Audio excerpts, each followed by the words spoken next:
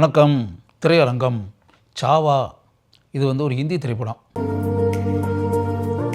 Historical movie, சரித்திர பின்னணியில் எடுக்கப்பட்டிருக்கக்கூடிய திரைப்படம். இந்த படத்தினுடைய இயக்குனர் லக்ஷ்மண் உட்டேகர். இந்த படத்திற்கு இசையமைத்திருப்பவர் நம்முடைய இசை புயல் ஏஆர் ரகுமான். அருமையான திரைப்படம். ஆக்சுவலாக அந்த லக்ஷ்மண் உட்டேகர் இருக்கார், ஒரு ஹிஸ்டாரிக்கல் திரைப்படத்தை எந்த அளவிற்கு அருமையாக இயக்க வேண்டும் அப்படின்றது இல்லையா, மிக அருமையாக தன்னுடைய பணியை செய்திருக்கிறார். இதனுடைய அவுட்லைன் அப்படின்னு வரதா இருந்தால், இப்போ சத்ரபதி சிவாஜி இருக்கார் இல்லையா, எந்த அளவுக்கு மராட்டிய மண்ணினுடைய நாயகன் இல்லையா சத்ரபதி சிவாஜி படத்தினுடைய ஆரம்பத்திலேயே சத்ரபதி சிவாஜி நமக்கு காமிக்கல. சத்ரபதி சிவாஜி இறந்துடுறார், இது தகவல்.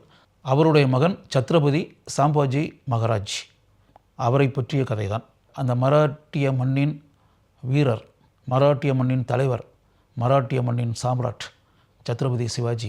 அவர் இறந்த உடனே முகலாய பேரரசு அப்படின்றதுல அவங்க எந்த அளவுக்கு ஆனந்தம் அடைந்திருப்பார்கள், குதூகலம் அடைந்திருப்பார்கள் அப்படி. பர்டிகுலர்லி அவுரங்கசீப் மிக அப்படியே அவருக்கு குதூகலம். அவரும் அவர் ஆட்சி செய்யக்கூடிய அந்த பகுதியில் இருக்கக்கூடிய மக்களும். சாம்ராட் சிவாஜி இறந்துட்டார் அப்படின்னா அதோட அந்த சாம்ராஜ்யம் முடிஞ்சா, அந்த மகாராஷ்டிர மண் அப்படின்றக்குல அந்த மராத்தா அவங்களுடைய அந்த ஆட்சி அப்படின்றல அது முற்றுப்புள்ளி விழுந்துருமா? சிவாஜியினுடைய மகன் இருக்கார்ல, அது யோசிச்சு பாருங்கள். சாம்ராட் சிவாஜியினுடைய மகன் சாம்பாஜி மகாராஜ் இருக்கார்ல, அவர் இருக்கும்போது என்ன, அதான் படத்தினுடைய ஆரம்பத்திலே சாம்பாஜி மகாராஜ் அந்த பதவிக்கு தன் தந்தை இருந்த அந்த இடத்திற்கு அவர் வருகிறார். வந்த பிறகு தன்னுடைய தந்தையின் பாதையில், சாம்ராட் சிவாஜியினுடைய பாதையில் எப்படி வீரத்தனமாக செயல்பட்டு தன் நாட்டை காப்பாற்றுகிறார், தன் மக்களை காப்பாற்றுகிறார். முகலாய மன்னர்களிடமிருந்து, குறிப்பாக அவுரங்கசீப்பினுடைய கொடுமையான எண்ணங்களிலிருந்து, கொடுமையான நோக்கங்களிலிருந்து எந்த அளவிற்கு தன்னுடைய நாட்டையும் மக்களையும் அவர் காப்பாற்றுகிறார். இறுதியில் டெக்கான் பகுதியில், தக்காணம் அந்த பகுதியில் போர் அப்படின்னு சொல்லி வரும்போது என்ன நடக்கிறது? அவுரங்கசீப்பை எதிர்த்து போராடக்கூடிய சிவாஜியினுடைய மகன் சாம்பாஜி மகாராஜ் அவருடைய கதை. இதை எந்த அளவிற்கு ஆர்வத்தை தூண்டக்கூடிய காட்சிகளுடன் அமைக்க வேண்டுமோ அந்த அளவிற்கு இந்த படத்தினுடைய அனைத்து காட்சிகளையும் இந்த படத்தினுடைய இயக்குனர் அமைத்திருக்கிறார். சாம்பாஜி மகாராஜாக இந்த படத்தில் வாழ்ந்திருப்பவர் விக்கி கௌஷல். விக்கி கௌஷல் ஆக்சுவலாக பார்த்தா இந்த கதாபாத்திரத்திற்கு எந்த அளவிற்கு பெருமை சேர்த்திருக்கிறார் அப்படின்றத சொல்கிறதுக்கு வார்த்தைகளே இல்லை. அவருடைய மனைவியாக நடித்திருப்பவர் ரேஷ்மிகா மண்டனா. எக்ஸ்ட்ரானரியாக நடிச்சிருக்காங்க. ஆக்சுவலாக சமீபத்தில் நம்ம புஷ்பா படத்தில் அவங்களுடைய பெர்ஃபார்மன்ஸ் எந்த அளவுக்கு சிறப்பாக இருந்தது அப்படின்றத பார்த்தோம்ல. இந்த படத்தில் கச்சிதமாக அந்த அரசனுடைய மனைவியாகவே அவர் வாழ்ந்திருக்கிறார். பிகினிங்கிலேருந்து கிளைமேக்ஸ் வர அந்த கணவன் கூட அவர் இருக்கக்கூடிய காட்சிகளும் சரி, கணவன் போருக்கு செல்லக்கூடிய அந்த வேளைகளில் அதற்காக சிறிது கூட கவலையே படாமல் அவர் தோல்வியெல்லாம் அடைய மாட்டார், கட்டாயம் வெற்றி தான் கிடைக்கும் அப்படின்னு நினைக்கிற அளவுக்கு தன் கணவனுடைய வீரத்தின் மீது அளவற்ற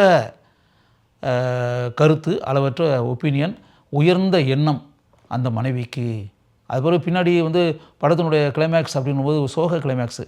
ஆக்சுவலாக சோக கிளைமேக்ஸ் ஆகி அவர் கிட்டத்தட்ட அவர் கைது செய்யப்பட்டு செயினில் கட்டப்பட்டு அவரை கடுமையாக நாக்கை துண்டித்து கண்ணை குருடாக்கி, எந்த அளவுக்கு அவுரங்கசீப் எப்படிப்பட்ட, அதாவது நம்ம நினச்சி கூட பார்க்க முடியாத அளவுக்குலாம் அந்த காட்சிகள் இருக்குது. அவரை செயினில் இழுத்து அப்படியே கொண்டு போவாங்க.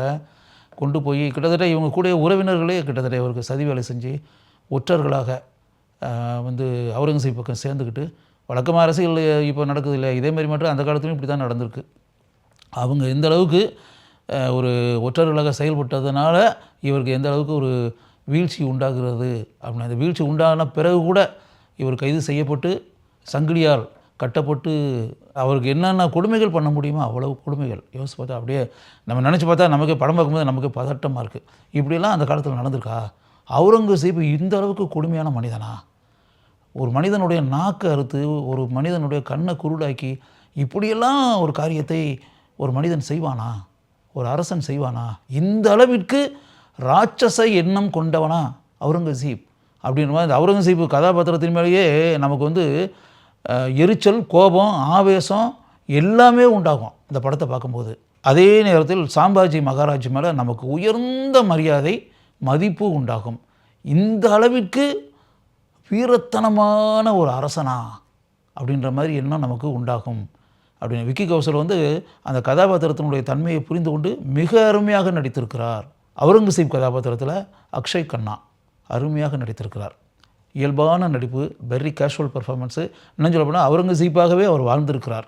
அதிகமாக பேசாமல் அமைதியாகவே இருந்து கொண்டு வார்த்தைகளுக்கு அதிக முக்கியத்துவம் தராமல் ஒன்லி செயலில் மட்டும் எந்த அளவிற்கு நயவஞ்சக மனிதனாக இருக்க வேண்டுமோ அந்த நயவஞ்சக செயல்களுடைய சின்னமாகவே அந்த அவுரங்கசீப் கதாபாத்திரம் படைக்கப்பட்டிருக்கிறது.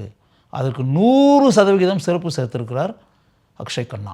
சிவாஜி சாவந்த் எழுதிய மராத்திய நாவல், மராத்தி மொழியில் எழுதப்பட்ட ஒரு நாவல், அதுதான் இந்த திரைப்படத்திற்கு அடிப்படை. அந்த நாவலை மையமாக வைத்து இந்த சாவா திரைப்படம் உருவாக்கப்பட்டிருக்கிறது. இந்த படத்திற்கு பாடல்களை மிகவும் அருமையாக அமைத்திருக்கிறார் ஏஆர் ரஹ்மான். பாடல் காட்சிகள் மிக அருமையாக படமாக்கப்பட்டிருக்கின்றன. கிராண்டியர், ரிச்னஸ் அப்படின்ட்டு இல்லையா, படம் ஃபுல்லாக கிராண்டியராக இருக்கும், ரிச்னஸாக இருக்கும். பணத்தை கொட்டியிருக்காங்க கூட்டமாக. போர்க்கள காட்சி அப்படிலாம் இருக்கு பாருங்கள், அதெல்லாம் வந்து கிட்டத்தட்ட இவ்வளவு கூட்டமாக எப்படி அப்படின்ற ஆச்சரியப்படக்கூடிய அளவிற்கு, அதாவது பிரம்மாண்டமான ஒரு திரைப்படங்க. இந்த படத்தை கட்டாயம் மிஸ் பண்ணாமல் பாருங்கள்.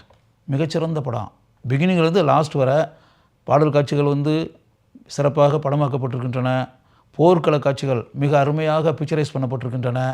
கணவன் மனைவி சம்மந்தப்பட்ட உணர்ச்சிகரமான காட்சிகள் இருக்கு இல்லையா, சென்டிமெண்ட்ஸ், அதெல்லாம் ரொம்ப அருமையாக பண்ணியிருக்காங்க. ஆக்சுவலாக பெண்கள் வந்து திரையரங்கில் வந்து படத்தை பார்க்கணும் அப்படின்னு வரும்போது பெண்களை கவரக்கூடிய அம்சங்கள் என்னென்ன வேணுமோ அது எல்லாமே இந்த படத்தில் இருக்குது. அதாவது இது வந்து ஒரு ஆக்ஷன் ஃபிலிம் அப்படின்றது மாதிரி மட்டும் இல்லை, ஃபேமிலி சென்டிமெண்ட் காட்சிகளும் நிறைய இருக்கக்கூடிய திரைப்படம்.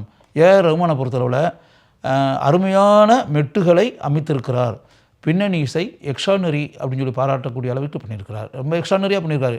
அதில் படம் ஃபுல்லாகவே பொன்னியின் செல்வன் படம் பார்க்கும்போது நமக்கு எப்படி அந்த பின்னணி இசையில் வந்து ஏஆர் ரஹ்மானுடைய முத்திரைன்றது நம்ம உணரக்கூடிய அளவுக்கு இருந்துச்சுல, அதே மாதிரி இந்த திரைப்படத்திலையும் ஏஆர் ரஹ்மானுடைய பங்களிப்பு பேக்ரவுண்ட் ஸ்கோரில் கைதட்டி பாராட்டக்கூடிய அளவுக்கு இருக்குது. ஆழமான முத்திரை, தனித்துவ இசையமைப்பு அப்படின்னு சொல்லலாம். ஏஆர் ரஹ்மானுக்கே உரிய தனித்துவ ஸ்டைல் அப்படின்னு சொல்லலாம்.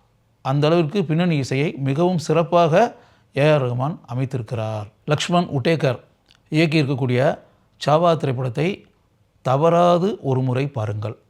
பார்த்தீங்கன்னா உங்களுக்கு வந்து இது ஒரு அருமையான அனுபவமாக இருக்கும் அப்படின்றது ஒன்று.